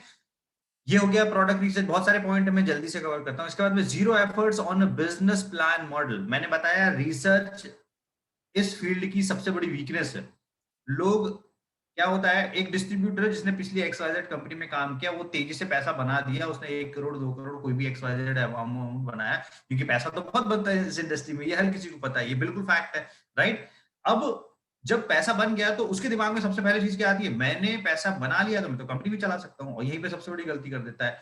लीडरशिप एक अलग चीज है, मार्केटिंग एक अलग चीज है, डिस्ट्रीब्यूशनशिप एक अलग चीज है, और कंपनी ऑपरेट करना एक इंटायरली डिफरेंट सिस्टम है। एक मल्टीपल टास्किंग सिस्टम है, ये इजी चीज है ही नहीं, ठीक है। अब वहां पे वो उसको लगता है मेरे पास पैसा है, मतलब मैं किसी भी कंपनी का जो है किसी भी कंपनी को ऑपरेट कर सकता हूँ, बना सकता हूँ। यही सबसे बड़ी मैक्सिमम डायरेक्ट सेलर स्टार्ट कर देते हैं अपने अपने XYZ नाम से कि हमने यहाँ पे इतना पैसा बनाया था, 20-30 लाख रुपए में ये पर्टिकुलर तरीके से जो है बिजनेस स्टार्ट कर दिया। इस पूरी प्रोसेस में वो एक चीज पे बिल्कुल भी मेहनत नहीं करते बेसिकली। ये सब चीजों में ना copy paste copy paste copy paste copy paste होता है। इंडिया के मैं आपको इंडिया की ही कुछ चीजें समझाता हूँ। फ्लिपकार्ट जो है वो अमेजोन का कॉपी है, राइट। ओला जो है वो उबर का कॉपी है। ओयो जो है वो AIRBNB का कॉपी है, एयरबीएनबी। इसके अलावा जो यहाँ के और भी चलते हैं, फूड पांडा का कॉपी जो है वो जोमेटो है, ठीक है। ओवरऑल हम में से बहुत सारे लोग इनोवेशन भी कॉपी करते हैं, आइडियाज भी कॉपी करते हैं, और इसके कारण से ओरिजिनलिटी नहीं रहती। और यही रीजन है अगर आप देखोगे कि फ्लिपकार्ट इंडिया के बाहर ऑपरेट ही नहीं कर पा रहा है। किस कंट्री में आपने अमेजोन को देखोगे आप, उसने हर एक कंट्री में अपनी जो है पोजीशन बनाया हुआ है, लेकिन फ्लिपकार्ट नहीं कर पा रहा है ये काम, ठीक है। रीजन यही है कि कॉपिंग is not the solution. Copy करके आप सब चीजें नहीं कर सकते हो। बिजनेस बना रहा है, सब चीजें बना रहे हैं, लेकिन सिर्फ इंडियन मार्केट पे काम कर रहा है। ऑलराइट, सो कोई भी MD या फिर कोई भी जब कोई स्टार्ट करता है बिजनेस, स्पेशली डायरेक्ट सेलिंग में स्टार्ट करता है, तो वो बिजनेस प्लान में कोई मेहनत ही नहीं करता है, वो रिसर्च ही नहीं करता है। और उसके बाद में ऐसा हो जाता है, वो क्या देखता है कि भाई शुरुआती दौर में पैसा बांटना है मेरे को, तेजी से पैसा बांटूंगा, लोगों को ये पर्टिकुलर लालच देना स्टार्ट करूंगा।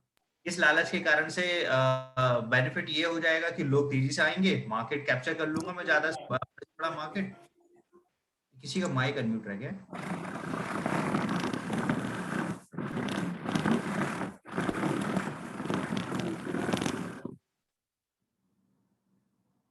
Okay, thank you so much. So business plan पे रिसर्च करना बहुत जरूरी है। मैं उसके लॉजिक भी समझाता हूँ। उसका रीजन ये है कि नेटवर्क मार्केटिंग में, स्पेशली बाइनरी सिस्टम में, हैवी कंपाउंडिंग ग्रोथ जो है वो क्रिएट होता है, हैवी कंपाउंडिंग इफेक्ट क्रिएट होता है। इसके कारण से ऐसा होता है कि आप प्रिडिक्ट नहीं कर सकते हो कि बॉटम लाइन में कितना ज्यादा पैसा अचानक से सॉफ्टवेयर डिस्ट्रीब्यूट करेगा। और ये कैलकुलेशन लोग 1000 लोगों तक, 2000 लोगों तक, 1500 या 5000 लोगों तक तो लगा लेते हैं, लेकिन लाखों में ये क्या डिस्ट्रीब्यूशन होगा ये अंदाजा ही नहीं लगा पाते। वहां पे उनके कैलकुलेशन, उनके एल्गोरिदम, सब चीजें फेल हो जाती है। और इसके कारण से दिक्कत ये हो जाती है कि इनको क्या है, मजबूरी में समय पे 1 साल के बाद में, 2 साल के बाद में अपने प्लान को अपडेट करना पड़ता है। अपडेट करने का कारण 2-3 होता है। एक तो या तो हो सकता है कि लीडर्स ने बहुत ज्यादा फोर्स किया है, इसके कारण से अपडेट करना पड़ रहा है। दूसरा कारण हो सकता है कि बिजनेस मॉडल अपडेट करने का कारण हो सकता है कि कंपनी ने जब जो डिस्ट्रीब्यूशन बनाया उसने सोचा था कि मैं 5,000 लोगों पे इस तरीके से पैसा डिस्ट्रीब्यूट कर दूंगा, अचानक से जो है वो 5 लाख लोग, क्योंकि तेजी से एग्रेसिव तरीके से बढ़ना स्टार्ट होती नेटवर्क मार्केटिंग कंपनी। अब समय पे जाने के बाद में दिक्कत हो गई, उनको समझ में आ रही यार ये तो प्रॉब्लम बन रही है, क्यों? क्योंकि पैसा ज्यादा जाने लगा है, कंपनी लॉस में चली जाएगी, ऐसे में तो कंपनी शट डाउन करना पड़ेगा, इसलिए उनको मॉडल चेंज करना पड़ता है। तो बिजनेस मॉडल एनी हाउ, और ये है पुअर रिसर्च का पार्ट, मेहनत ही नहीं करी है रिसर्च करने पे, मेहनत ही नहीं की है कि प्रॉब्लम क्या है। अगर यही चीज एटमी के हिसाब से समझोगे तो मिस्टर हेंगल पार्क सर ने जब स्टार्ट किया था बिजनेस मॉडल बनाना, तब लगभग 200-250 प्लस बुक्स जो है उन्होंने स्टडी की थी नेटवर्क मार्केटिंग की, समझा था पेन प्रॉब्लम है क्या। जितना डेप्थ में पेन प्रॉब्लम समझोगे उतना डेप्थ में उसका सोल्यूशन बना पाओगे, जब समझोगे ही नहीं तो सोल्यूशन कहां से बना पाओगे, राइट? तो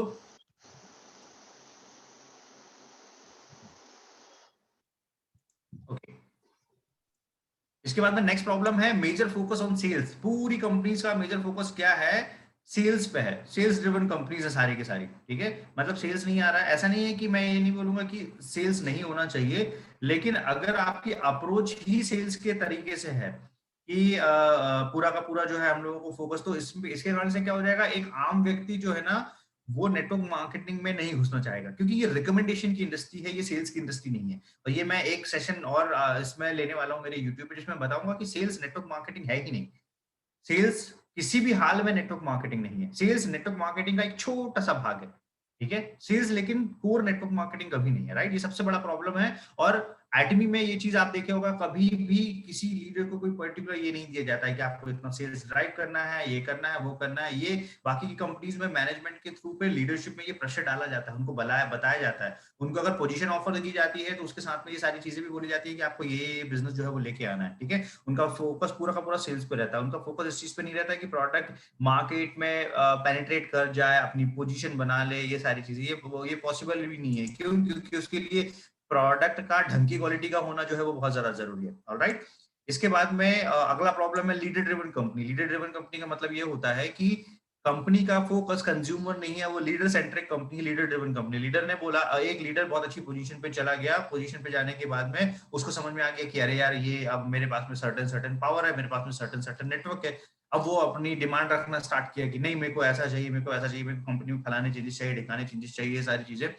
ये कभी भी एटमी में जिंदगी में नहीं हो सकता है। यहाँ पे आपको सिस्टम के हिसाब से काम करना पड़ेगा। एटमी सिस्टम ड्रिवन कंपनी है, एक प्रोसेस ड्रिवन कंपनी है, ये कभी भी पर्सन ड्रिवन कंपनी नहीं है। बाकी की कंपनीज में ऐसा है, कोई व्यक्ति आया, मैं सर इतने का बिजनेस आपको ला के दे रहा हूँ, बताओ आप क्या कर सकते हो। तो वो बोलेंगे हाँ हाँ आपको जो लगेगा हम लोग करेंगे। अच्छा टॉप आईडी चाहिए, ये लो, ये आपका नाम ब्रांड नेम हो गया। अच्छा आपको ये चाहिए तो ये लीजिए, फलाना चीज हो गई। आपको क्या चाहिए कि कार चाहिए, कंपनी के नाम पे कार उठा के जो मैंने शो ऑफ वाली बात बताई है, अगर आप एक्चुअल में डिटेल में घुसेंगे और आप समझने की कोशिश करेंगे तो मैक्सिमम कंपनीज के जो चेक्स, पेमेंट्स और ये सब चीजें दिखाई जाती है, उनको प्रॉपर तरीके से क्रॉस चेक करेंगे तो पता चलेगा कि जो गाड़ियां वो दिखा रहे हैं, उन गाड़ियों के अगर आप नंबर प्लेट्स वगैरह चेक करेंगे ना, तो पता चलेगा कि वो आइदर कंपनी के नाम पे जो है वो गाड़ी उठाई जा रही है, या फिर दूसरा जो कारण हो सकता है कि वो उनके नाम पे है ही नहीं, ठीक है। दो ही कारण, वो या तो कंपनी के नाम पे है या उनके नाम पे नहीं है, इंडिविजुअल के नाम पे, ठीक है।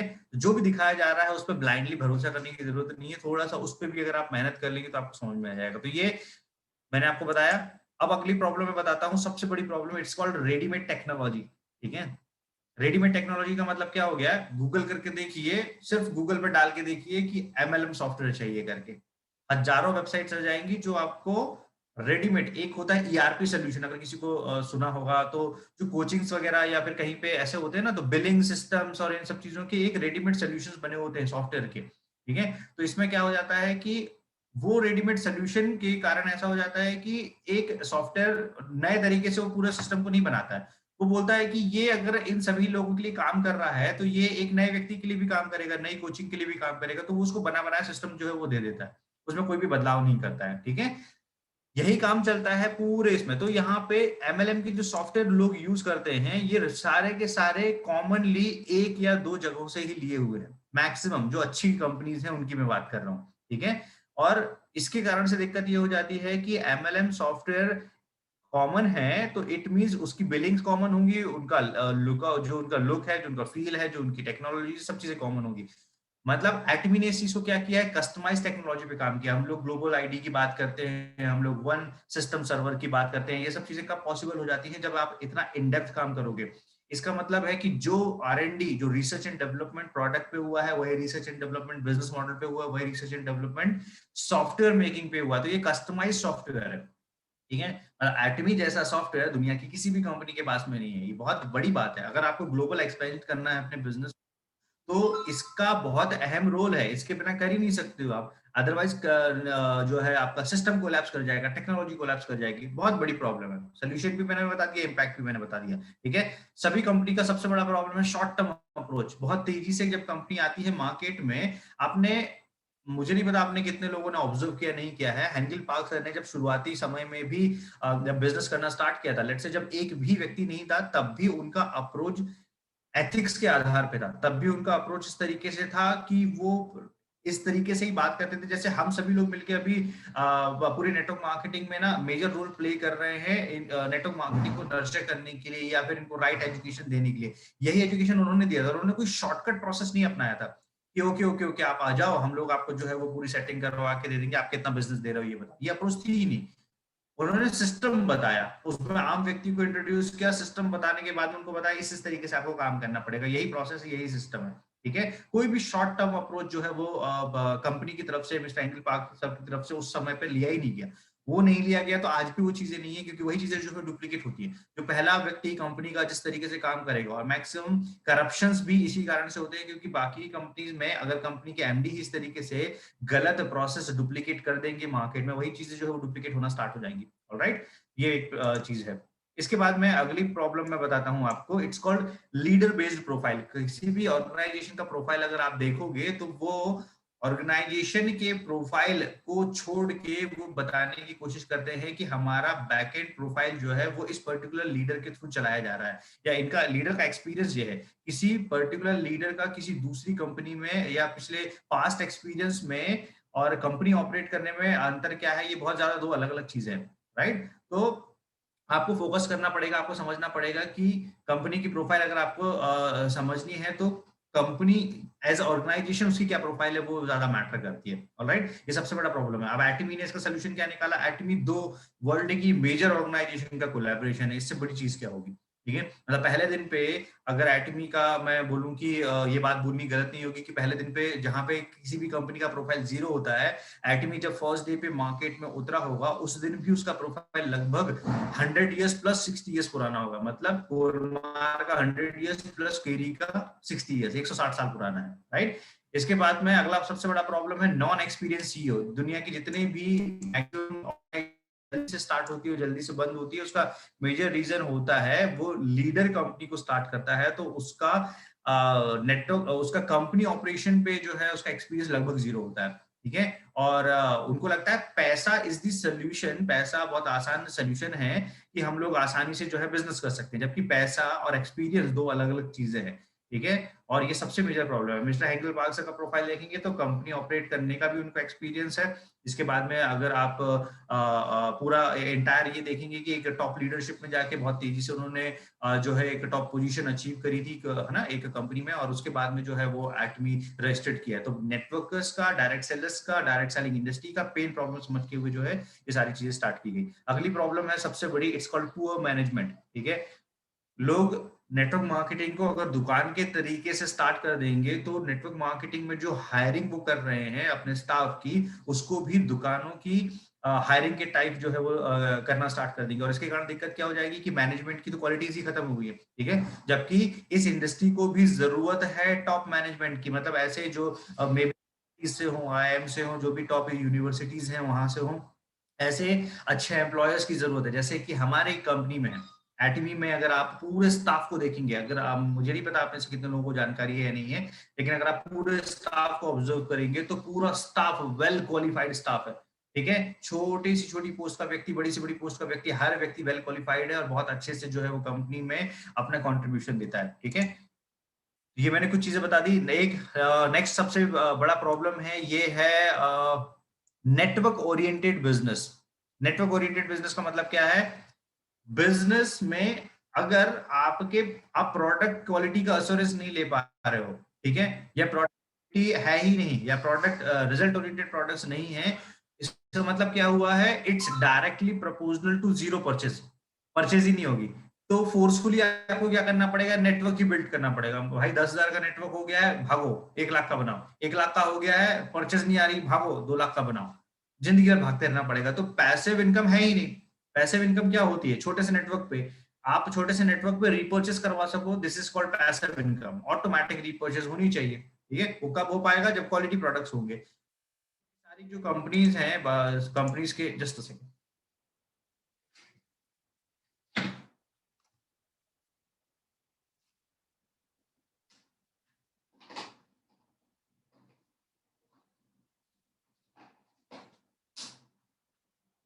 Okay sorry. सो बाकी की जितनी भी कंपनीज हैं, मैक्सिमम कंपनीज में क्या होता है कि ये जो प्रोसेस होता है, ओके, मैक्सिमम कंपनीज में क्या होता है कि ये जो प्रोसेस होता है, इस प्रोसेस में मैक्सिमम कंपनीज में ये होता है कि नेटवर्क, वो लोग नेटवर्क बनाने के पीछे ही पूरी जिंदगी लगा देते हैं, और एक नेटवर्क बनने के बाद में भी उनकी स्टेबिलिटी नहीं होती। जबकि नेटवर्क मार्केटिंग में एक नेटवर्क बनने के बाद में आपकी स्टेबिलिटी जो है वो दिख जानी चाहिए, ठीक है। स्टेबिलिटी नहीं होती, नया नेटवर्क क्रिएट करते हैं, फिर स्टेबिलिटी नहीं होती, नया नेटवर्क क्रिएट करते हैं, और ये प्रोसेस उनकी जो है वो जिंदगी भर चलती रहती है, ठीक है। अगला सबसे बड़ा प्रॉब्लम है, पूरी इंडस्ट्री जो है इट्स ड्रीम सेलिंग बिजनेस के कॉन्सेप्ट पे काम करती है, ठीक है। तो कंपनी क्या काम करती है कि ज्यादा से ज्यादा कोशिश करती है कि आम व्यक्ति को लुभावनों तरीके से जो है वो ड्रीम्स बेचे जाए, कॉन्सेप्ट पे, एजुकेशन पे, इन सब चीजों पे बात नहीं करती है। जबकि एटमी का प्रोसीजर आपको पता है, प्रॉपर एजुकेशन सेंटर्स है, वहां पे एजुकेशन दिया जाता है, इस तरीके से जो है धीरे धीरे बिजनेस करना स्टार्ट होता है, ऑलराइट। अगला प्रॉब्लम है, सबसे बड़ा problem, it's called common and local product manufacturers, ठीक है। मैक्सिमम कंपनीज ने जो भी अपने मैन्युफैक्चरर्स बनाए हुए हैं, वो कोई कोलमार टाइप की एस्टेब्लिश ऑर्गेनाइजेशन नहीं है। सभी कंपनीज के मैक्सिमम लोग जो है वो आपको इंडिया मार्ट, या आप बोल सकते हैं कि ट्रेड इंडिया जैसी जो वेबसाइट है ना, यहाँ पे इजीली आपको मिल जाएंगे। रीजन, उस पे भी उनकी आई थिंक रिसर्च वाली मेहनत नहीं, क्योंकि resource collection is also a part of research. वो भी एक रिसर्च का ही पार्ट है। अगर आप रिसर्च करोगे और उसके बाद में निकालोगे, और ये पूरी जिम्मेदारी किसकी होती है, जिसने कंपनी स्टार्ट किया उसकी जिम्मेदारी होती है। जब कंपनी स्टार्ट करेगा तो ऑटोमेटिकली उसको समझ में आएगा कि अरे यार, इसका बेस्ट जो प्रोडक्ट है ना, जैसे आप गूगल करके देखिएगा कि हेल्थ सप्लीमेंट्स और जो कॉस्मेटिक्स है या पर्सनल केयर है, विश्व में सबसे बेस्ट क्वालिटी के कहाँ पे बनाए जाते हैं, आपको ऑटोमेटिकली आंसर मिल जाएगा, कोरिया। हमको कुछ एक्स्ट्रा फर्दर बताने की जरूरत नहीं, गूगल ही ये बताता है, राइट। तो दिक्कत ये हो जाती है कि अगर आपके प्रोडक्ट्स की क्वालिटी लोकल किसी सप्लायर के थ्रू आ रही है, तो डायरेक्ट सेलिंग बिजनेस में तो रीपर्चेज होगी ही नहीं, क्योंकि सर्वाइव ही नहीं कर पाओगे। इसलिए बहुत ज्यादा जरूरी क्या है कि आप उस पर भी रिसर्च करो, ढंग का सप्लायर पकड़ो, ढंग के प्रोडक्ट बनाओ। और ये पूरा का पूरा जो सप्लायर वाला सिस्टम है ना, ये क्रेडिट पे चलता है। इंडियन मार्केट पूरा जो है वो क्रेडिट सिस्टम क्या हो गया कि भाई आपको कुछ 50 टन माल चाहिए, आपने बोल दिया कि मेरे को 50 टन भिजवा दो, मैं जब इसकी बिलिंग हो जाएगी मेरे पास में, जब अमाउंट आ जाएगा तब मैं पे कर दूंगा। 2 महीने, 3 महीने, 4 महीने, 6 महीने की क्रेडिट पे चला जाता है माल, ठीक है। सप्लायर को पैसा नहीं मिलता है। एटमी इस मामले में कैसे काम करता है, एटमी अपने सप्लायर्स को 1 हफ्ते पहले जो है वो पेमेंट दे देता है, ठीक है। इस तरीके से जो है एटमी काम करता है, राइट। अगला सबसे बड़ा प्रॉब्लम क्या है, कंपनी डेप्थ। मतलब मैक्सिमम कंपनीज हैं आइदर लोन पे चल रही हैं या फिर कोई कर्जे पे चल रही हैं। ये चीजें कभी ओपनली पब्लिकली नहीं आती सामने। अगर आप पूछोगे भी तो नहीं बताएगा कोई, क्यों? क्योंकि ये कंपनी के इंटरनल बातें हैं, ठीक है। वो थोड़ी बताएंगे कि कंपनी रन करने में उन्हें क्या पेन हो रहा है, किस तरीके से ऑपरेट कर रहे हैं। अगर पैसा नहीं है तो डेफिनेटली लोन उठाया होगा या कोई कर्जा उठाया होगा, इस तरीके से ऑपरेट कर रही है। एटमी जीरो डेप्थ कंपनी है। आज एटमी ने कोई कर्जा नहीं लिया है, ना इन फ्यूचर कभी लेगी। इस तरीके से उन्होंने फाइनेंशियल मैनेजमेंट अपना इस तरीके से बरकरार रखा हुआ है कि आप अगले 100 साल तक चलने के बाद में भी कंपनी की कभी भी कोई बैंक्रप्सी की चांसेस नहीं है, राइट। फिर अगली प्रॉब्लम है, इट्स कॉल्ड पुअर मार्केट, जो है मार्केट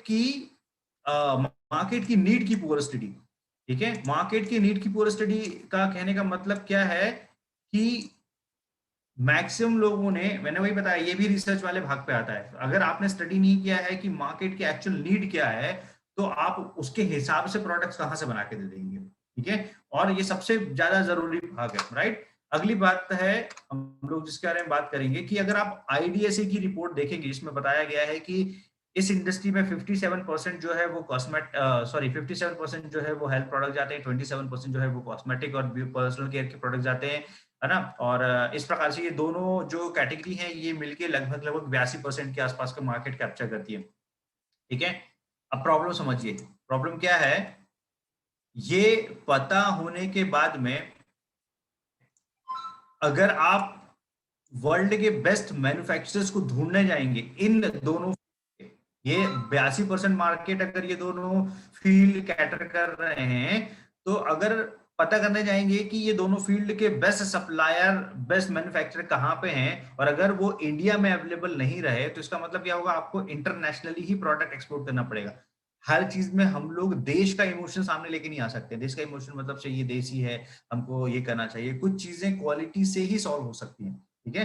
मैं ये नहीं बोल रहा हूँ कि इंडिया में बिल्कुल भी इस प्रकार की या इस लेवल की क्वालिटी नहीं है, लेकिन अगर आप इंडिया के टॉप ब्रांड्स जो ट्रेडिशनल मार्केट में भी काम कर रहे हैं, या वर्ल्ड के टॉप ब्रांड जो ट्रेडिशनल मार्केट में काम कर रहे हैं, जिनके प्रोडक्ट्स हम लोग डेली लाइफ में यूज किया करते हैं, ठीक है, इनको भी अगर आप स्टडी करेंगे तो इनके भी मैन्युफैक्चरर्स बाहर के। एक बार कोई भी आप जो प्रोडक्ट यूज करते हो, लेट्स से कि आप कोई भी जॉनसन एंड जॉनसन, ये जो भी एक प्रोडक्ट यूज करते हो, इनकी यूनिट्स जरूर यहाँ पे होंगी, ठीक है। वो स्केलिंग के बाद का पार्ट है, जब बिजनेस बड़ा हो गया तब उसके बाद में डेफिनेटली यहाँ पे उन्होंने यूनिट डाल दी होगी, लेकिन शुरुआती समय में जब यूनिट नहीं थी तब पूरा का पूरा जो माल था ना वो बाहर से एक्सपोर्ट हुआ करता था, क्योंकि मैन्युफैक्चर है ही नहीं यहाँ पे, राइट। जब वो टेक्नोलॉजीज नहीं है प्रोडक्ट्स बनाने की, वो मैन्युफैक्चरर्स नहीं है, तो मेरे कहने का मतलब है 82% मार्केट जो कंपनीज, जो आईडीएसए का प्राइमरी मार्केट है कि जो है हेल्थ प्रोडक्ट और कॉस्मेटिक प्रोडक्ट जो है वो ले रहा है, उन्हीं दो कैटेगरी पे अगर आपने पुअर क्वालिटी लॉन्च कर दी तो वो बिजनेस कैसे रन हो पाएगा। ये भी एक कॉमन सेंस की बात है, और इसका सोल्यूशन एटमी के पास है। मैं आपको पता है कि वर्ल्ड का बेस्ट, अगर आपको प्रोडक्ट्स की क्वालिटी देखनी है, आप सर्च कर लीजिए कोलमार्क के बारे में, दुनिया में किसी को बताने की जरूरत नहीं है, आपको ऑटोमेटिकली पता चलेगा कि कितनी वेल नोन ऑर्गेनाइजेशन है, कितनी बड़ी ऑर्गेनाइजेशन है, किस लेवल के प्रोडक्ट जो है वर्ल्ड के टॉप ब्रांड्स के लिए सप्लाई करती है, राइट। अगली सबसे बड़ी प्रॉब्लम है लोकल एंड नेशनल रीच। या तो कोई कंपनी जो स्टार्ट हो रही है, अभी तक 10-10 12-12 साल हो गए हैं, लेकिन कंपनी ने अपने आप को स्केल ही नहीं कर पाया है। और स्केलिंग के बाद में भी एक चीज मैं बता रहा हूं कि बहुत सारी कंपनी अपने आप को इंटरनेशनल बोलती हैं जब वो कोई लेट्स से कि नियर बाई कंट्री में काम करना स्टार्ट करती है, नेपाल, बांग्लादेश, भूटान जैसी कंट्री में काम करना स्टार्ट करती है। जबकि एक्चुअल डायरेक्ट सेलिंग में अगर आपको अपने आप को प्रूव करना है ना, तो आपको यूएसए में लॉन्च करना चाहिए, जो कि एटमी ने किया था। फर्स्ट इनिशियल स्टेज जब उनको स्केलिंग प्लान करनी थी अपनी, जब वो कोरिया के बाहर निकले थे, तो सबसे पहले सोचा कि भाई हब कहाँ पे है नेटवर्क मार्केटिंग का, शुरुआत कहाँ से हुई थी, यूएसए से। सबसे टफ कॉम्पिटिटर्स कहाँ पे है, यूएसए में है। तो हमको अगर अपने आप को प्रूव करना है कि हम लोग बेस्ट हैं, तो हमको कहाँ पे प्रूव करना पड़ेगा, यूएसए में, ना कि कोई दूसरी कंट्रीज में, जिन कंट्रीज में जो है प्रोडक्ट्स को लेके इतना कंपटीशन नहीं है, ठीक है। और वहां पे उन्होंने अपनी पोजीशन बनाई। वहां पे अगर शायद आपको पता होगा तो एक छोटी सी स्टोरी है उसके पीछे, कि जब एटमी के प्रोडक्ट्स यूएसए के मार्केट में लॉन्च हुए थे, तो जिस रेंज के प्रोडक्ट्स एटमी ने दिए थे, इस रेंज के प्रोडक्ट देने के बाद में कस्टमर पे ये ट्रस्ट बनाना मुश्किल हो गया था कि इतनी सस्ती क्वालिटी के प्रोडक्ट्स, सॉरी, इतनी सस्ते दामों के प्रोडक्ट, इतनी बेस्ट क्वालिटी के प्रोडक्ट जो है वो कैसे मिल पा रहे हैं, इतने कम दामों पे कैसे मिल पा रहे हैं, ठीक है। क्योंकि वहां के जो लोग हैं ना, वो बहुत ज्यादा क्वालिटी फ्रीक लोग हैं, उनको क्वालिटी चाहिए, ठीक है। गवर्नमेंट भी जो है वो बहुत ज्यादा क्वालिटी ओरिएंटेड जो है वो चलती है। मतलब कोई भी आई गई कंपनी जो है वो मार्केट में वहां पे काम नहीं कर सकती, क्वालिटी चेक होता है वहां पे। वहां पे आप देख सकते हो कि इंडिया के बहुत सारे ब्रांड्स हैं जो है वो यूएसए में, ट्रेडिशनल ब्रांड्स की बात करूं, उन्होंने रजिस्टर्ड करने की कोशिश की थी, बट आज तक वो अपना प्रोडक्ट जो है वो मार्केट में नहीं निकाल पाए। रीजन क्यों? क्योंकि क्वालिटी उस स्टैंडर्ड की है ही नहीं, ठीक है। जब ये स्टार्ट काम किया, तो लेट्स से कि कॉस्मेटिक के ब्यूटी प्रोडक्ट्स पे काम करना स्टार्ट किया, तो जो क्वालिटी एटमी दे रही थी वो क्वालिटी वर्ल्ड के टॉप ब्रांड्स दे रहे थे, लेकिन एटमी ने उसको उससे कहीं कम रेट पे निकाल दिया। तो लोगों को भरोसा नहीं हुआ था, तो लोगों ने अपने चेहरे पे वो प्रोडक्ट अप्लाई करने की जगह पे हाथों में, फिर या जो ये पर्टिकुलर एरिया होता है ना, यहाँ पे अप्लाई किया टेस्टिंग के मोड पे, क्योंकि यार ये थोड़ा सा सस्ते पे मिल रहा है, तो सस्ते पे मिल रहा है तो प्रोडक्ट की क्वालिटी कितनी अच्छी होगी, इस चीज को लेकर उनको डाउट था, ठीक है। इसलिए उन्होंने कहा तो कोई नया ब्रांड है और नए ब्रांड पे अचानक से कोई व्यक्ति कैसे भरोसा कर देगा, ठीक है। तो ये दिक्कत गई थी।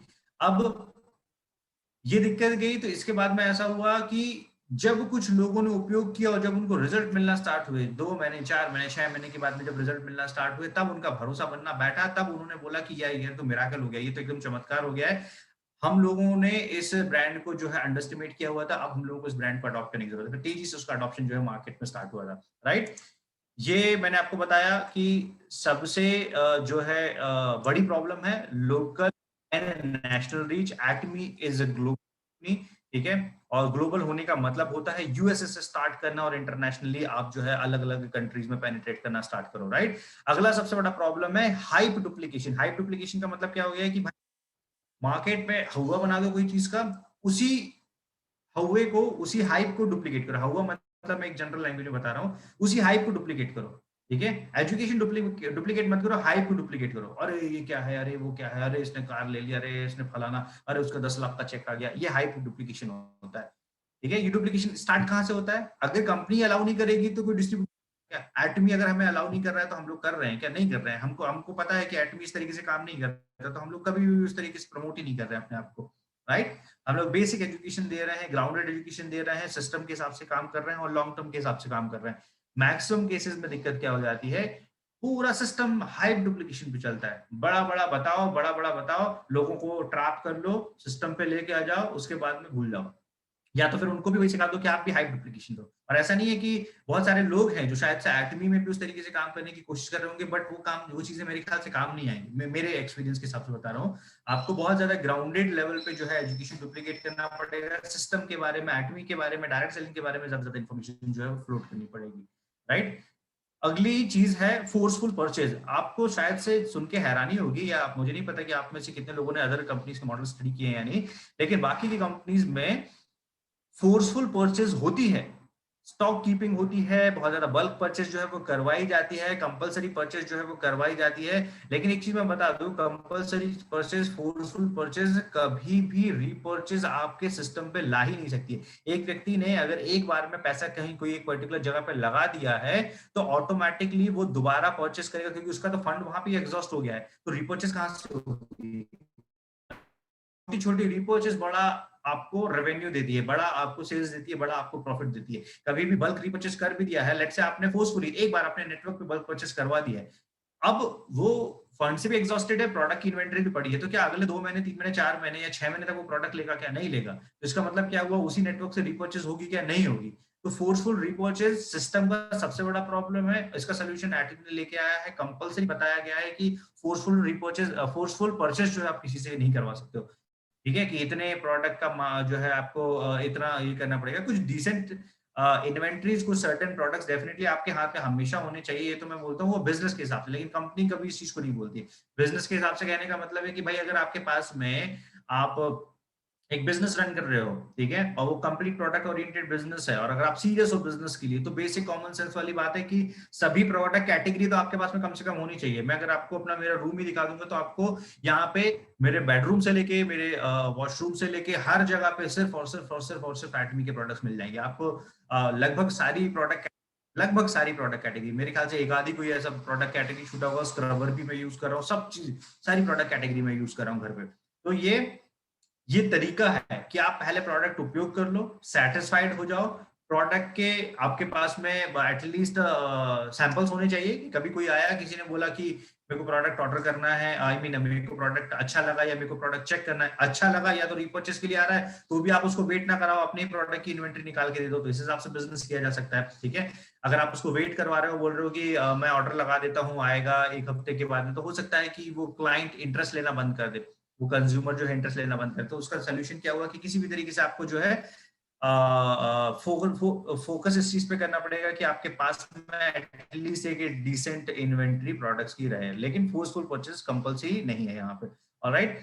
अगला प्रॉब्लम है सबसे बड़ा, डेली वीकली सेल्स टारगेट जो है वो दिए जाते हैं। आपको अंदाजा नहीं होगा, हर दिन रात को 10 बजे कॉन्फ्रेंस कॉल होती है। वो कॉन्फ्रेंस कॉल एजुकेशन पे नहीं होती है, अदर डायरेक्ट सेलिंग कंपनीज की बात कर रहा हूँ, ठीक है। वहां पे टारगेट दिए जाते हैं, हाँ कितना हुआ आज का, क्या रिपोर्ट है। रिपोर्टिंग एक अलग होती है, मैं मेरे कहने का मतलब, अगर आपने गोल सेट किए हैं, पीवीज ये सब चीजें कर रहे हैं, उसकी रिपोर्टिंग अलग होती है, लेकिन सेल्स ओरिएंटेड रिपोर्टिंग एक अलग होती है। और ये रिपोर्टिंग अगर मैनेजमेंट के थ्रू की जाए तो ये सबसे ज्यादा ये बात हो गई। तो फिर आप इंडिपेंडेंट बिजनेस ओनर कहाँ रह गए? कोई इसके कारण से इंडिपेंडेंट बिजनेस ओनर रह गया क्या? फिर तो आप ऐसा होगा है कि आप कंपनी के एम्प्लॉय बन गए, है ना। यहाँ पे हम लोग सभी लोग इंडिपेंडेंट बिजनेस ओनर है, हम लोग अपने समय के हिसाब से ऑपरेट कर सकते हैं, है ना। ये सारी चीजें वहां पे आपको जो नहीं मिलेंगी, ठीक है। ये मैंने आपको बता दिया। सबसे बड़ी प्रॉब्लम मैं आपको बताता हूँ, major focus on sales gurus, influencer, marketing gurus and motivational gurus. इन्होंने 4-5 प्रकार की कैटेगरी पकड़ रखी है। ये हो सकते हैं कि सेल्स गुरु हो, ये हो सकते हैं इन्फ्लुएंसर्स हो, ये हो सकते हैं मार्केटिंग गुरुज हो, ये हो सकते हैं मोटिवेशनल गुरु हो, क्योंकि उनको पता है कि मेजोरिटीज इनके थ्रू इन्फ्लुएंस होती है, तो आम व्यक्ति को कौन ध्यान दे। हर किसी को लगता है आम व्यक्ति को कौन पकड़ेगा यार, इनको पकड़ने से अच्छा है, इन पे फोकस करने से अच्छा है इन लोगों पे जो है अप्रोच की जाए। मैं आपको एक छोटा सा इंसिडेंस बताता हूँ। रिसेंटली कुछ टाइम पहले मुझे भोपाल की कोर्टयार्ड में बुलाया गया था। वहां पे ऐसी कोई बिजनेस ऑफरिंग के लिए ओपन प्रपोजल देने के लिए बुलाया गया। मैं गया, क्यों? क्योंकि जहाँ पे नेटवर्क है वहां मेरा काम है, जहाँ पे लोग हैं वहां मेरा काम है। तो वो मुझे मेरा उनका बिजनेस मॉडल पिच करने के लिए गए हुए थे, लेकिन उनका बिजनेस मॉडल सुनने के साथ में अपना बिजनेस मॉडल उनके साथ में शेयर करने के लिए गया था, राइट। तो मैंने कुछ 2-3 ही सवाल पूछे, वो 2-3 सवाल के बाद में कंपनी के सीईओ उस पर आंसर नहीं दे पाया। तो आप समझ सकते हैं कि किस लेवल पे वो अपनी प्रिपरेशन करके जो है वो आते हैं, राइट। तो इनका फोकस क्या रहता है, ये सिर्फ उस इंडस्ट्री के इन लोगों पे काम करते हैं कि इन्होंने पकड़ लिया कि कोई बहुत बड़ा सेल्स गुरु है, उसको फोकस कर लो, उसको टारगेट कर लो। कोई बोला बहुत बड़ा इन्फ्लुएंसर है, उसको टारगेट कर लो। क्यों? क्योंकि इसके बहाने से पूरी की पूरी भीड़ जो है ऑटोमेटिकली आएगी। लेकिन एटमी कंप्लीटली कंज्यूमर सेंट्रिक है, कस्टमर सेंट्रिक कंपनी है। इसका फोकस पूरा रहता है कि पहले कस्टमर सेटिस्फाइड होना चाहिए, कस्टमर सक्सेस फर्स्ट। इसके बाद में सेकंड जो पॉइंट रहता है, पहले कस्टमर सेटिस्फाइड होना चाहिए, देन इसके बाद में कस्टमर सक्सेसफुल होना चाहिए, राइट। ये दो बेसिक मोटो है कंपनी के, राइट। तो इस तरीके से जो है वो कंपनी काम करती है, ठीक है। और अगला सबसे बड़ा प्रॉब्लम है जो लास्ट में बोलूंगा, सेकंड लास्ट आपको बताऊंगा, ये है कि कोई भी कंपनी इक्वल अपॉर्चुनिटी पे काम ही नहीं करती। ये शायद मैंने पॉइंट कवर कर लिया है। कोई भी कंपनी इक्वल अपॉर्चुनिटी पे काम नहीं करती है। इक्वल अपॉर्चुनिटी तब होगी जब सबको समान तरीके से मौका दिया जाए। समान तरीके से मौका दिया ही नहीं जाता, ठीक है। ऐसा होता है कि यहाँ पे पहले आओ पहले पाओ वाला सिस्टम भी नहीं है, राइट। पहले आओ पहले पाओ वाला सिस्टम भी मेरे ख्याल से इक्वल अपॉर्चुनिटी है, क्योंकि यही पोजीशन होती है और वही पोजीशन की रिस्पेक्ट होती है। वो पोजीशन मतलब से, अगर आप पहले आ गए हैं, मेरे से पहले सिस्टम में आ गए और आपको सिस्टम पहले मिल गया है, तो आप लकी हैं उस मामले में। और लक का मेजर रोल है नेटवर्क मार्केटिंग में, ठीक है, क्योंकि वो आपकी पोजीशन डिफाइन करता है। और बाकी के इसमें ये नहीं होता है, वहां पे सेट वर्किंग होती है। आप आए, आपने बोला कि या तो आप कंपनी को पैसा दोगे और बोलोगे कि मेरे को टॉप पोजीशन दे दो, या तो सेल्स के हिसाब से बात करोगे, आप बोलोगे टॉप पोजीशन दे दो। यहाँ पे आप कोई भी ऐसी अप्रोच लेके आ जाओगे, कोई काम की नहीं है, कोई अप्रोचेस काम ही नहीं करेगी। इसलिए आपने देखा होगा कि एटमी जब इंडिया में आई थी तो आपको कोई भी बड़े फेसेस नेटवर्क मार्केटिंग के नहीं दिख रहे थे। रीजन, उनके जो प्रपोजल्स थे, अगर वो आए होंगे, मुझे नहीं पता क्या हुआ क्या नहीं हुआ, लेकिन मैं आपको बता रहा हूं कि अगर वो प्रपोजल्स आए होंगे तो एटमी ने उनको एक्सेप्ट ही नहीं किया होगा, राइट। इस तरीके से एटमी काम करता है। अदरवाइज हम जैसे कॉमन लोगों को अपॉर्चुनिटी मिल ही नहीं पाती। हम जैसे कॉमन, क्योंकि मार्केट में ऐसा थोड़ी है कि जो इंडस्ट्री लीडर जो बन चुके हैं 2-4 लीडर, वही इंडस्ट्री लीडर है। हजारों लाखों की तादाद में इंडस्ट्री लीडर्स है, लेकिन उनको इंडस्ट्री लीडर बनने का मौका तो मिलना चाहिए। जब तक मौका ही नहीं मिलेगा तब तक वो इंडस्ट्री लीडर कैसे बन पाएंगे, राइट। कोई कोई कॉमन व्यक्ति जिसने नेटवर्क मार्केटिंग कभी स्टार्ट भी नहीं किया ना, उसमें भी जो नेटवर्क मार्केटिंग में दिग्गज लीडर बने बैठे हुए हैं, उनसे 1000 गुना ज्यादा पोटेंशियल होगा। लेकिन उसको मौके की जरूरत है, उसको प्लेटफॉर्म की जरूरत है। वो प्लेटफॉर्म जो है वो एटमी ने देना स्टार्ट किया, राइट। अब एक सबसे बड़ी प्रॉब्लम जो आप में से शायद किसी ने ऑब्जर्व नहीं किया होगा, मैं आपको समझाने की कोशिश करता हूं। सारी की सारी कंपनीज जो हैं वो है थर्ड पार्टी टेक्नोलॉजी पे डिपेंडेंसी रखे हुए, सारी की सारी कंपनीज, ठीक है। इसका मतलब क्या हो गया? थर्ड पार्टी टेक्नोलॉजी डिपेंडेंसी का मतलब है किसी भी कंपनी का अपना ब्रॉडकास्टिंग सिस्टम है ही नहीं। एक एग्जांपल के लिए, कल यूट्यूब अगर बंद हो जाए, कल जूम बंद हो जाए, तो आपके मेरे पास में एटमी करने के लिए, एटमी के रिसोर्सेज, एटमी का नॉलेज के लिए क्या सिस्टम है? हमारे पास में सीएच एटमी है, राइट। उन्होंने पहले ही वो ब्रॉडकास्ट सिस्टम अपना बनाया हुआ है, पहले ही अपना पूरा सिस्टम रेडी किया हुआ है, तो उनको कोई प्रॉब्लम नहीं जाने वाली है। वो उनको लाइव टेलीकास्ट करना पड़ेगा, तो हमको सीएच एटमी के जो है चैनल से जाके हम लोग अपनी पूरी इन्फॉर्मेशन कलेक्ट कर सकते हैं। वीडियोस हमको वहां पे मिल जाएंगे। इसलिए आपने देखा होगा कि सारे वीडियो जो यूट्यूब पे अपलोड होते हैं, उनका एक बैकअप जो है वो सीएच एटमी पे भी अपलोड किया जाता है, राइट। और ये तभी पॉसिबल है। और इतना टेक्नोलॉजी पे काम कौन करे? बाकी कंपनीज का कहने का मतलब है। जिस दिन, मैं आपको एक इंसिडेंस बताता हूँ, इनफैक्ट इस चीज को जो है सही करता हुआ। इंदौर की एक कंपनी है, इट्स कॉल्ड विटीफीड, वर्ल्ड की second largest content viral company, ठीक है। जब फेसबुक को, और इतनी तेजी से बढ़ी कि लगभग 4 या 5 साल के अंदर में 200-250 करोड़ की कंपनी बन गई। जब फेसबुक को यह अंदाजा हुआ ये कंपनी बहुत तेजी से ग्रो कर रही है और फेसबुक का प्लेटफॉर्म यूज करते हुए ग्रो कर रही है, तो फेसबुक ने उस पर्टिकुलर कंपनी के चक्कर में अपनी कुछ पॉलिसी चेंज कर दिया, ठीक है, ताकि फेसबुक का रीच उस कंपनी के फेवर में ना जाए, क्योंकि उनको ये डर लग गया, उनको ये समझ में आ गया, उनको लग गया कि यार ये कहीं सिमिलर दूसरा कोई फेसबुक ना बना दे इतना बड़ा नेटवर्क क्रिएट करके, ठीक है। तो मेरे कहने का मतलब जो जाइंट्स है ना, जो टेक्नोलॉजी जाइंट्स है, जब उनको समझ में आता है तो डेफिनेट सी बात है वो आइदर अपने कॉम्पिटिटर को एक्वायर कर लेंगे, उसको उनके साथ में प्रपोजल, उनके साथ में मर्जिंग कर लेंगे, ऐसा कुछ कर लेंगे, या फिर दूसरा काम ये करेंगे कि उनको खत्म कर देंगे। कोई भी कंपनी ये रिस्क नहीं लेना चाहती है, ठीक है। और इसलिए एटमी ने अपना फर्स्ट डे पे ही बैकअप बनाया हुआ है, किसी ने ध्यान नहीं दिया होगा इस चीज पे, राइट। लेकिन ये बैकअप बनाया हुआ, किसी कंपनी से पूछ के देखिएगा, कोई भी कंपनी अगर आपको अप्रोच करती है, उनको बोलिएगा कि यूट्यूब और जूम अगर नहीं होंगे तो आप अपनी दुनिया कैसे चलाओगे उनके पास में कोई ऑप्शन नहीं, एक सिंगल ऑप्शन भी नहीं उनके पास में, राइट। सो आई होप आपको ये सेशन समझ में आया होगा, अंडरस्टैंड किया होगा। बहुत सारी प्रॉब्लम्स के बारे में हम लोगों ने डिटेल में डिस्कशन किया है, राइट, और लगभग सारी चीजें मैंने कवर कर दी हैं। और ऐसी अनलिमिटेड प्रॉब्लम्स है, लेकिन मैंने आपको मेजर प्रॉब्लम बताई है, जो मेजर प्रॉब्लम कभी शायद से कभी हम लोगों ने सुनी नहीं होगी, कभी हम लोगों ने हाईलाइट नहीं किया होगा, तो इन सारी मेजर प्रॉब्लम्स के बारे में बताया था, right. So thank you so much for your time, और over to RM Sharma sir, thank you so much. Thank you so much sir. Really जैसे हमने कहा था कि we are so lucky today, और इतनी डीप नॉलेज, इतनी टेक्निकल नॉलेज, और इतना के कह सकते हैं कि कंपैरिजन करने वाली नॉलेज हमें शायद अभी तक नहीं मिली, कि हम इतना डीपली किसी भी एक वर्ल्ड की अदर कंपनी से कर सके कि हमारे एटॉमी के अंदर क्या खासियत है।